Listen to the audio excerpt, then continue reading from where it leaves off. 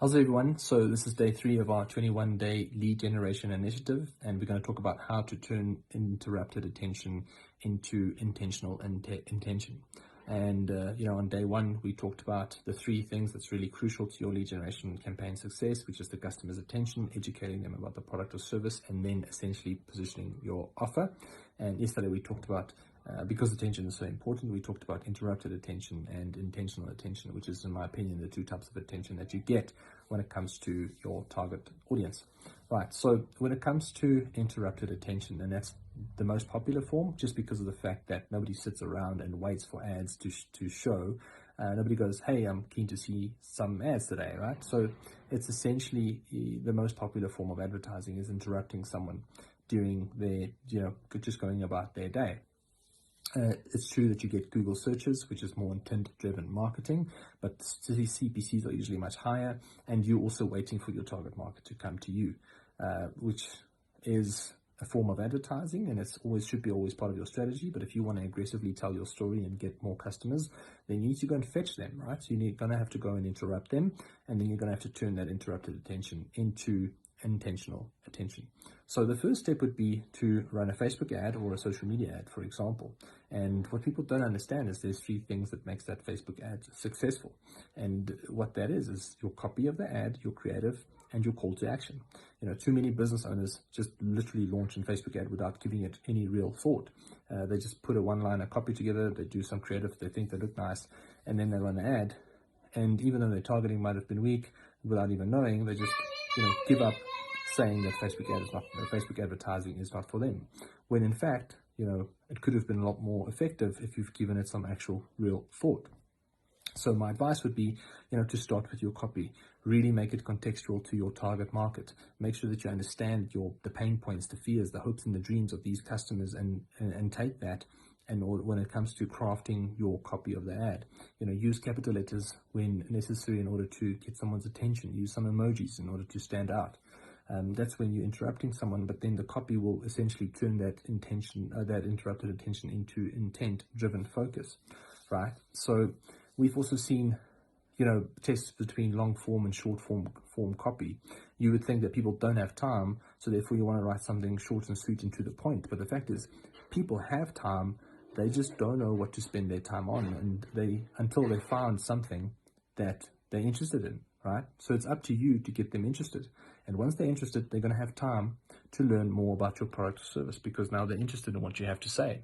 So by using long form copy, you are educating them or telling them more about what they can expect if they engage with this ad further.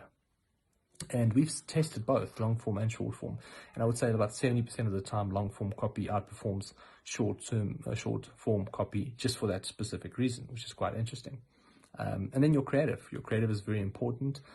We've seen that white backgrounds work extremely well on Facebook when it comes to lowering your cost per clicks.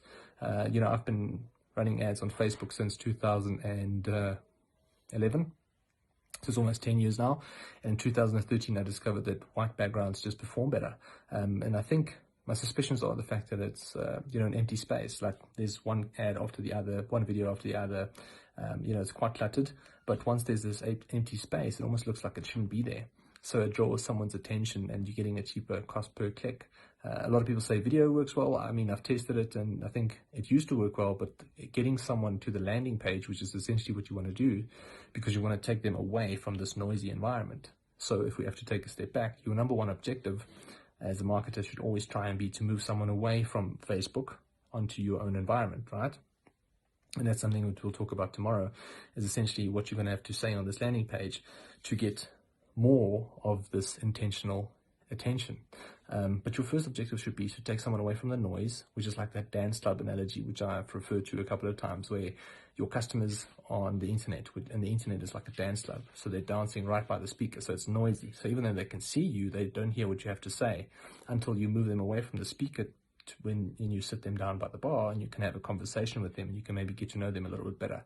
So essentially that's how Facebook is. It's super noisy. You have to get them away from Facebook onto your own landing page, where you can have that one-on-one discussion, where you get to know them a little bit better, where they get to know you a little bit better, and where they can actually hear what you have to say. So to get someone to that landing page, static images just works better because it's straight into the point, where video moves. So it takes a lot more time to get to the point, and a lot of time people the first 15 to 20 seconds of the video, they're still unsure if this is for them, and then they just move on.